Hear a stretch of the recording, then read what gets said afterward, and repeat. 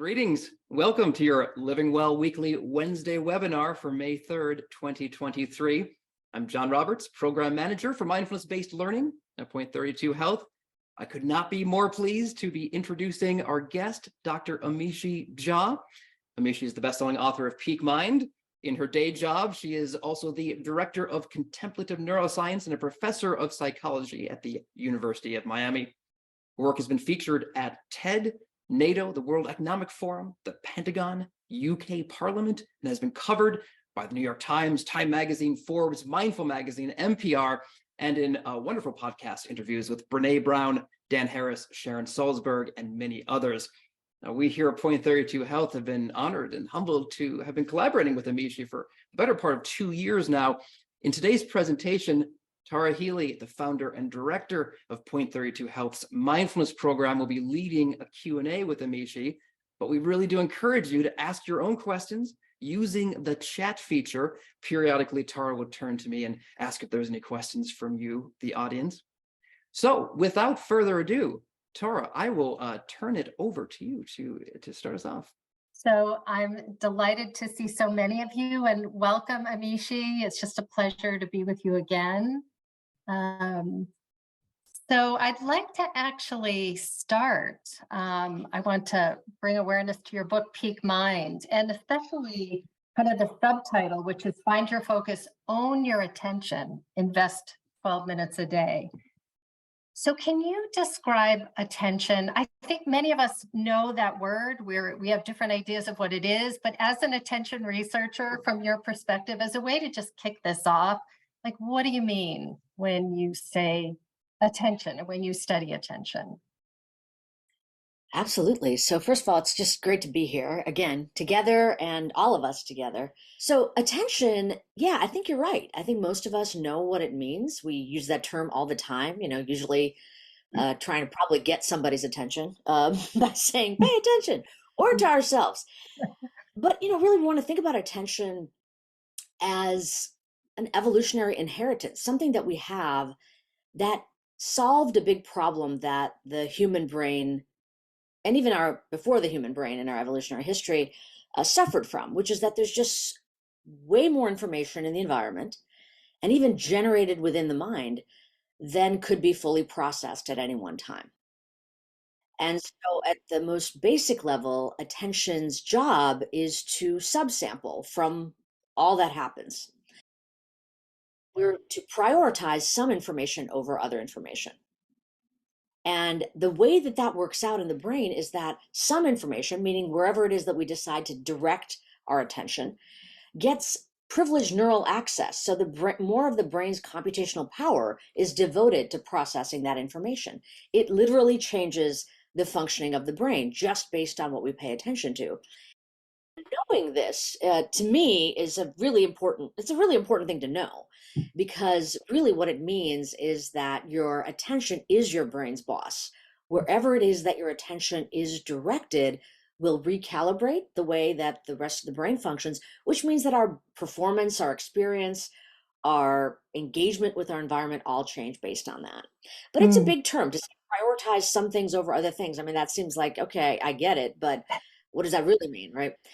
And it ends up from the brain science perspective that attention is not one thing. It's actually three distinct things, 3+, but I'm going to talk about sort of the three main systems of attention. And what we know about those three systems is that they are distinct in the brain, meaning that they are supported by distinct neural networks. The second thing we know is that they are what we call mutually antagonistic. So when I describe them, that will hopefully make more sense, that when one of these systems is more active, the other ones are actively suppressed. So they are battling each other.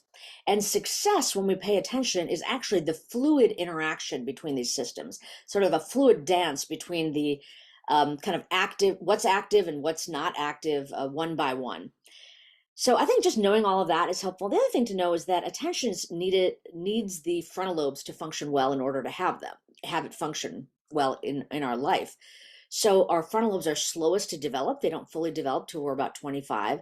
And they're actually, unfortunately, slowest to start degrading as a function of normal, healthy aging. And then those processes can be sort of fast tracked if there are neurological or neurodegenerative diseases. That's also important to know. We got a good solid 10 years, 25 to 35, where our attention's probably in peak shape. It always reminds me of, youth is wasted on the young sort of thing. Like, I love that really, phrase. you want to be able to maximize that time, so to speak. Yeah. But also know the good news is that we know that attention can be trained, and that's the really hopeful part of this. And it seems to be able to be trained regardless of when in the lifespan we're talking about. Even if there may be a decline, we can train it. So what are these three systems? I think I'm going to give kind of simple metaphors to describe them. And I think it'd be helpful, even as you just hear what my descriptions are, to think about how you use these systems in your own life for anybody tuning in. So the first system of attention, the one we probably think of when we hear the term attention as focus, is something formally called the brain's orienting system, which means that in terms of prioritizing some information over other information, the thing that is prioritized is certain content. So it could be a part of space, like I'm looking at the screen and not other places. It could be a sound I'm hearing, hearing my spouse call me and not hearing all the racket behind of what's happening, or what is happening in our own mind. We prioritize that information over other information. And the metaphor I like to use for this system is that it's like a flashlight. So that whatever it is, if we think about an actual flashlight, wherever it is that we direct that computational power, that flashlight, the crispness, the quality, the salience of that information is increased, and everything else is darkened around it. So we can use this flashlight to look at and process the external environment, to direct it internally. So, for example, if I asked you, what did you have for lunch yesterday? So, around 24 hours ago, for those of you that are, in Eastern time, probably before I said that, it was not in your mind at all. But as soon as a cue comes up, that internal memory from yesterday emerges, of the episode of yesterday, and then we shine that flashlight to pull out, to prioritize the content of lunch yesterday. And that's how we report it back to ourselves. So flashlight, brain's orienting system, selects based on content. The second system does almost the exact opposite. It's not about narrowing and constraining and privileging content. It's actually broad and receptive, and is not interested so much in the what. It's interested in the now, the moment. This is formally called the brain's alerting system. And I like to think of the metaphor of this as sort of like a floodlight, something broad and diffused and non-selective. The benefit of this floodlight is that we are paying attention to our present moment. And in that moment, there are many times when we need to be alert, where we have no idea what it is that we may need to key in on to then take action. So the opposite of orienting, or the flashlight, is this floodlight or alerting. And the third system also prioritizes some information over others, but its guide is not content like the flashlight, or the moment like the floodlight, but it's really based on goals. What is our goal right now? What are we holding internally as the thing we want to be doing? And how are we arriving in terms of our action in agreement or not agreement with that goal? This is formally called executive functioning. And we know this term. I'm an executive, like the executive of a company. The job is to ensure that all of the actions of an enterprise, or the enterprise could be us as a human being, and the goal of the enterprise in that moment are aligned. And when there's a mismatch, we course correct. So we either have to update our goal so that it's appropriate for what the environment says, or we've got to correct our action, meaning inhibit the thing that's wrong, move to the thing that's correct, etc. And the metaphor I like to use for this one is, it's like a juggler. We're holding all the balls in the air, sort of prioritizing, privileging, monitoring what's going on, a moment by moment. So hopefully those three ways of paying attention are useful for us to think about, and also to remember that when one aspect is prominent or more active, the other ones are going to be suppressed. So we can't be both highly focused and very broad at the same time. And sometimes it may be very hard to be broad if you've been super focused. So if you're in the middle, engrossed in reading a book or something like that, somebody walks in the room, starts talking to you, it may take you a beat to be like, wait, Yeah. what were you saying? Hit my ear, but I don't know what was said. Yeah. Yeah. Super helpful. It's also, especially as you were talking about the flashlight, it got me thinking about like, we are so easily distracted. So thinking about things like, when you're introduced to someone and then like 5 minutes later, you're like, oh no, what was their name? Or you get to the bottom of the page of a book and really ask, what did I just read? And really have no idea and actually have to go back. And even listening to another human being, having an interaction, but the mind's busy formulating all kinds of responses. Why are we so easily distracted? Because clearly we need our attention for driving, for communicating, for remembering. Why are we so Yeah, easily, is it something evolutionarily or? exactly. I mean, it's a great question. Why are we so distracted? And it's actually um, a big answer. I mean, there's multiple ways I could answer it, but the first thing I think I want to say is that being distracted in the ways that you described is not a failure of this system. It's actually a feature. It's not a flaw, it's a feature. And why would we have this kind of capacity to kind of get lost or get pulled by something? I mean, if you think about our evolutionary history again, if we were so hyper focused, we got that flashlight turned on, let's say, picking berries from a shrub thought long, long ago, and we are so hyper fixated on that task that we don't notice there's a big dark cloud over our head. There's a storm coming. There's something that's lurking in the bushes that might try to eat me. Being hyper focused can actually be a downside, Yeah. or being overly broad can be a downside. So you might get pulled into things if you do notice movement in your periphery, for example. So Hmm. a distractible mind is actually a healthy mind. I think our job is to understand the nature of this distractibility and then to tame it the best we can, which requires, frankly, for us to become aware of its arising. If we don't know that our mind is not in the task at hand, we will never be able to course correct. So I love the example that you just gave of getting to the bottom of the page and then realizing, like, I have no idea what I just read, right?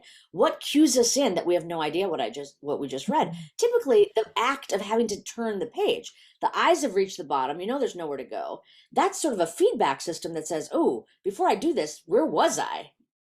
But we don't often have those kind of cues in our natural environment.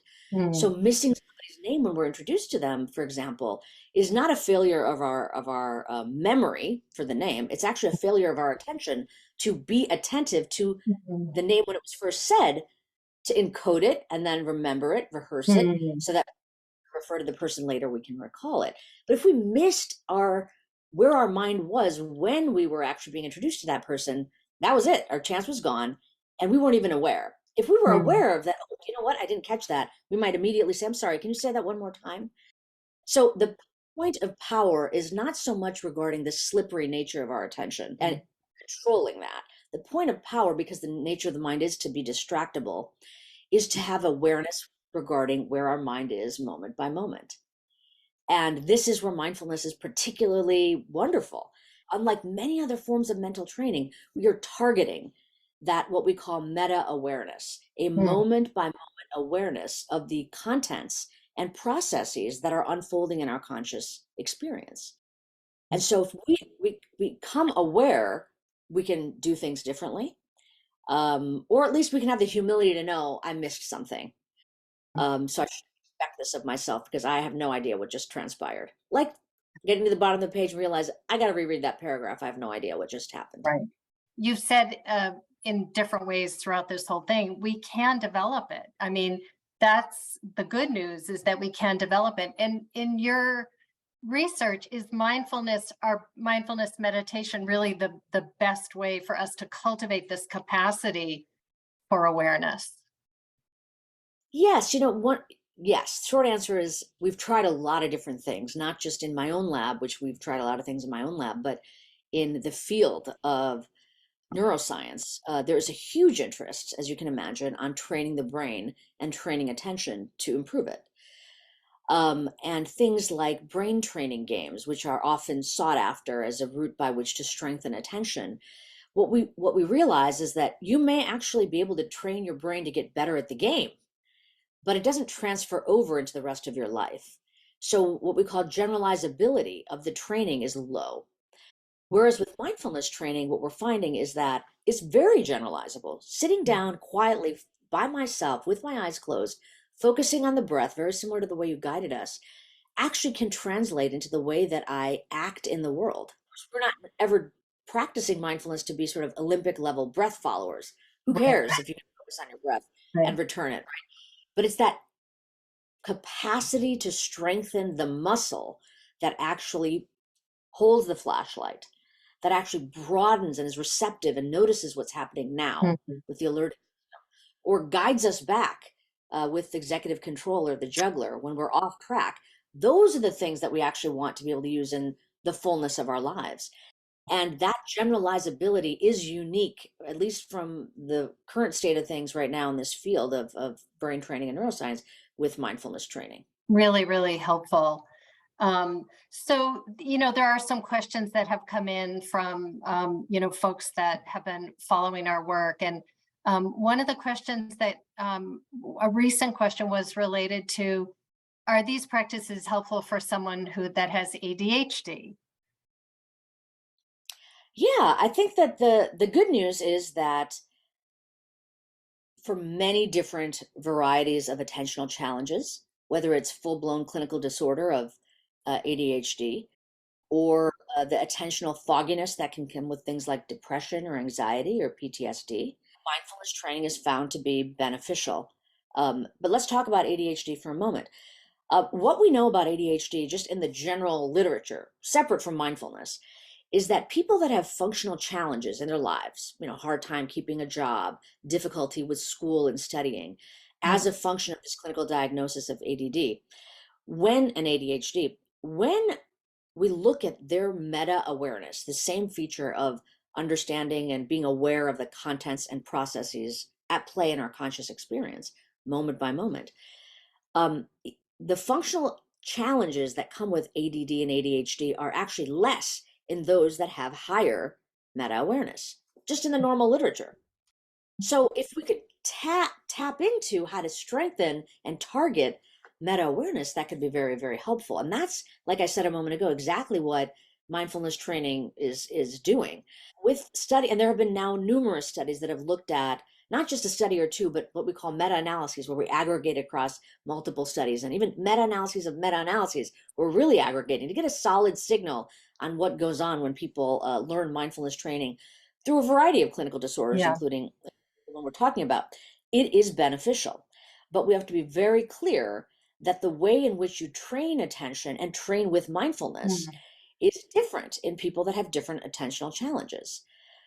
So you may not begin with a silence or stillness practice for 45 minutes as you would in mindfulness-based stress reduction, for example.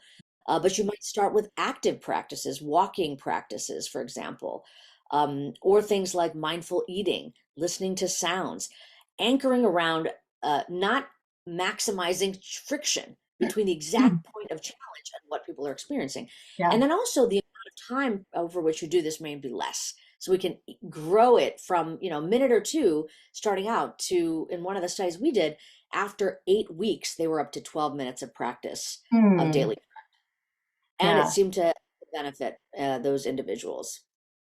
I love the idea of starting off with movement practices, especially for different cognitive challenges that, starting with stillness is not the way to go. So yeah, that's great.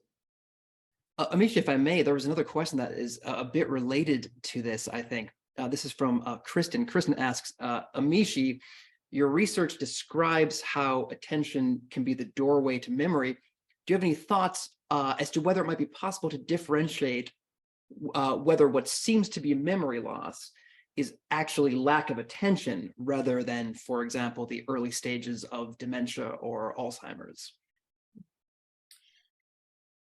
Yes, we can do that. Obviously, research is not an individualized enterprise. We can't know for any particular person what may be causing their attentional challenge or memory challenge in this case, without a clinician looking at that person and trying to determine that. But in the research enterprise, which is my lane, we can start looking at that, and we can look at that by actually just without even mindfulness, looking to see how people remember information when they are distracted at the moment that they're presented with information. as well as what happens when they're allowed to attend to information. If they're fully guided to and able to attend and then able to remember, it would seem that in daily life, when there are challenges remembering information, it may not be that the memory process itself is problematic, but the input to memory, which is attention, is Mm. and then there's multiple things we could do. I mean, becoming aware that we are not paying attention to guide ourselves to pay better attention would be useful. And then training our mind to better access that awareness moment by moment in our regular lives. So when there are organic forms of memory challenges, those don't show up typically as simply they couldn't encode the information. So you might find that people can encode the information. They can even remember it in what's called working memory, which is this buffer of a few to several minutes. But then beyond that, it won't go into long-term memory. So we can get technical regarding what memory is and what attention are. But I want to say that when it comes to when it comes to mindfulness, really ensuring that you're there for the memory encoding experience coming into your sensory system.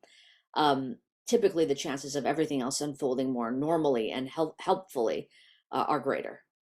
Yeah, that's really helpful. I used to walk in my neighborhood this route, and I'd run into these two women, and every time I'd forget their name. So I literally started encoding it, and now it's Yeah, not a problem at all. Like right. it's amazing. It works. Yeah, absolutely. And these moments of like walking into a room and having no idea how you got there or like why you Yes, walked into the room in the first place. I mean, yes, there are more moments like that that may arise as a function of healthy aging. Typically they don't mean that there's something seriously wrong. right. But when we notice that that's occurring, instead of using the feedback of like arriving and having no idea, can we trace our mind back to what was happening in our mind even as we were approaching the room? Where Mm, were we? Were we yeah, totally gone somewhere else? And then, to realize that if that were the case, it makes sense that I'd show up and have no memory. It got overwritten by whatever else was at top of mind as I yeah, made my way to the room I'm yeah, currently in. I have a yeah. question here from Sean asking about how mindfulness and hypnosis Uh, compare, whether one is better than the other, more effective, or that they can work together. Thank you, Sean. Yeah, I'm not an expert on hypnosis at all. um, Different mechanisms. I mean, like I said, there are many different routes by which we can address various challenges. yeah. In my lab, we've looked at things like relaxation as a comparison condition, or positivity, where people are actually learning positive psychological tools in comparison to mindfulness training. And when we compare mindfulness programs to relaxation, to positivity, to nutrition education, I mean, I can go on and on. It ends up that though other forms of training can be beneficial, including mood improvements, etc., mindfulness does seem to be uniquely able to improve meta awareness and then sustained attentional functioning. So there Yeah. are some unique benefits that mindfulness seems to Yeah. provide. And I'm sorry, I just don't know enough about hypnosis to No, but I comment. mean, and then that attentional capacity informs every single aspect of our lives, from how we drive to how we communicate to how we listen to how we engage with others. So, yeah. That's Amishi, if right. I may, I'm curious. We're talking about mindfulness meditation quite a bit, and I know you've worked with a lot of groups, including the U.S. military, a group that you might not think of as being one that would be really enthusiastic about mindfulness meditation. I was wondering if you had to overcome resistance there. If so, how? And what attention training through mindfulness might have meant to that group. I would say that, like any elite enterprise that knows that what they do is consequential, whether it's medical and nursing professionals, whether it's first responders, whether it's business leaders, um, there's always an interest in maximizing and enhancing one's capacity to deal with challenge, because that's when we've got to show up. It's not when everything's steady state. And by the way, frontline teachers would be another group. So I mean, the number of groups where we could see that there'd be an interest in benefiting by training the brain is growing, and the military has been one group. I would say it's not all or none. There are some folks that are skeptical and remain skeptical, and I think for them, like me, I mean, I was a skeptic too, I would say, Mhm. because I want evidence that there's some value in putting my time and energy into anything.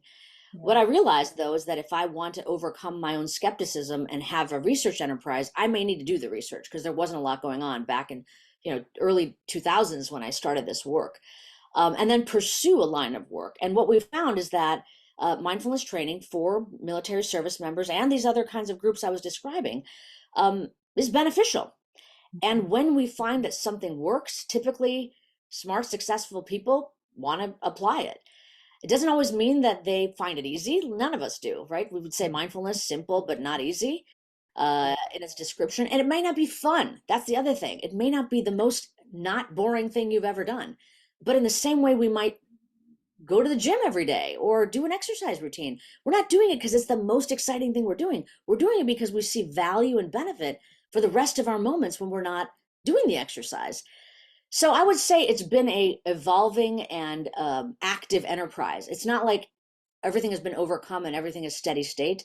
I am constantly needing to make my case for a variety of groups that this is worth doing. And the better job I can do as a researcher to make clear how to do it in the most time efficient manner helps me make that case.